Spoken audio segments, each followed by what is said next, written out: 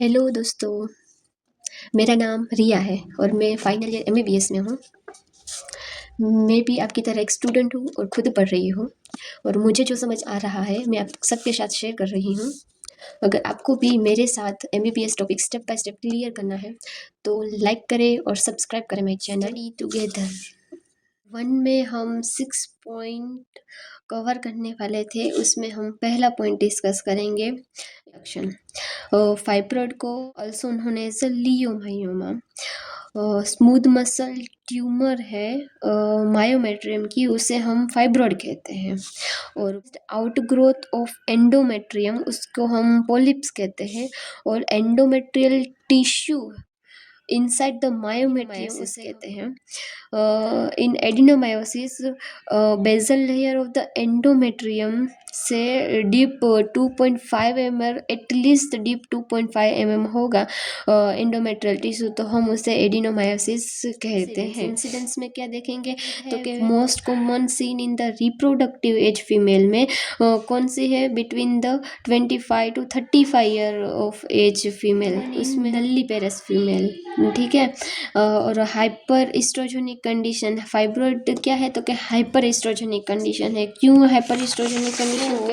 This 4 condition, fifth one is correlation है।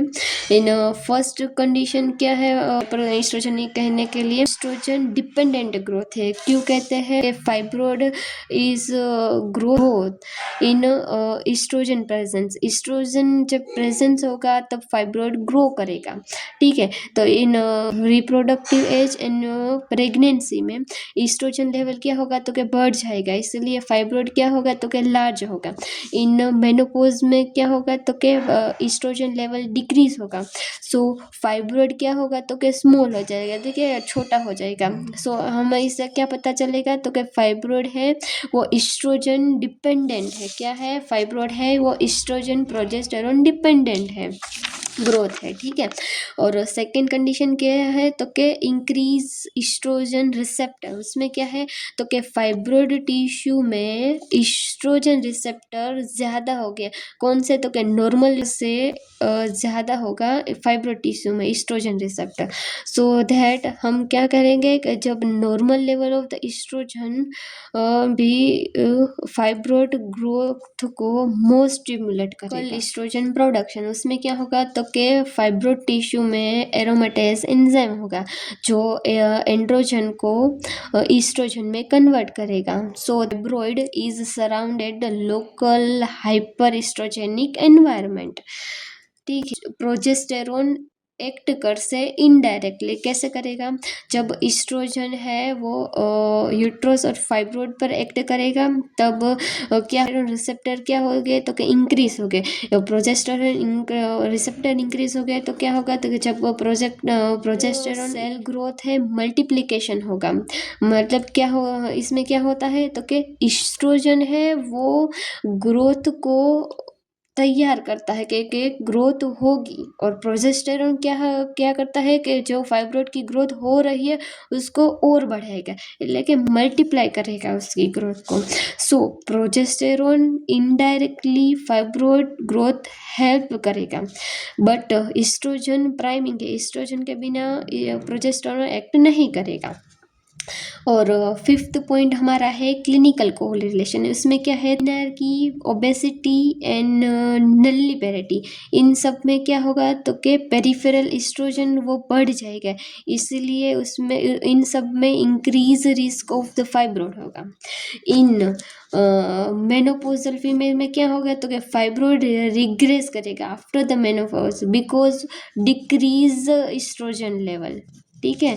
सो इससे हमें क्या पता चलेगा कि फाइब्रॉइड है वो हाइपर एस्ट्रोजेनिक कंडीशन है। पॉलिप, पॉलिप में क्या होगा, जैसे जैसे एज बढ़ती है वैसे वैसे चांसेस इंक्रीज होगा, रिस्क ऑफ द पॉलिप्स उसका अकरेंस का चांसेस इंक्रीज होगा। रिस्क ऑफ द पॉलिप क्या होगा तो कि इंक्रीज होगा। एज में कॉमन होता है तो कि 40 to 49 ईयर्स में कॉमन होता है। और एडिनोमायोसिस में क्या होता है तो कि फीमेल है 40 ईयर्स 40 और मोर देन 40 ईयर उसमें कॉमन होता है एडिनोमायोसिस। और मोस्ट कॉमन किस में देखने को मिलता है तो कि मल्टीपेरस फीमेल, मल्टीपल प्रेगनेंसी होती है, मल्टीपल डिलीवरी होती है। इससे क्या होता है तो कि एंडोमेट्रियम एंड मायोमेट्रियम के जंक्शन क्या होते हैं तो कि डैमेज होते हैं। एंडोमेट्रियल टिश्यू है वो इन्वेड करता है इन मायोमेट्रियम में, इसलिए हम उसे एडिनोमायोसिस कहते हैं, endometrial tissue inside the myometrium. इसीलिए मल्टीपेरस फीमेल में एडिनोमायोसिस इज मोस्ट कॉमनली देखने को मिलता है। ठीक है, अब हम आते हैं थर्ड पॉइंट पर हमारा एसोसिएशन। हमने एस्ट्रोजन प्रोजेस्टेरोन डिपेंडेंट तो देख लिया इसमें हाइपरएस्ट्रोजेनिक कंडीशन में। अब हम देखेंगे पोलिप में एसोसिएशन क्या होता है तो कि female using the टेमोक्सिफेन most commonly use होता है इन ब्रेस्ट कैंसर फीमेल में। टेमोक्सिफेन क्या है तो कि सिलेक्टिव एस्ट्रोजन रिसेप्टर मॉड्यूलेटर।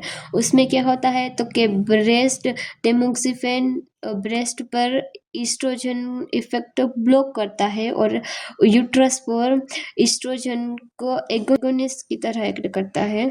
जब टेमोक्सिफेन साइड इफेक्ट है polyps because of this associate oestrogen agonist की तरह एक्ट करता है इन यूट्रस पर।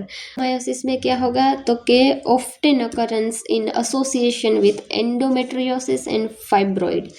ठीक है, ये हमारे 3 पॉइंट कंप्लीट।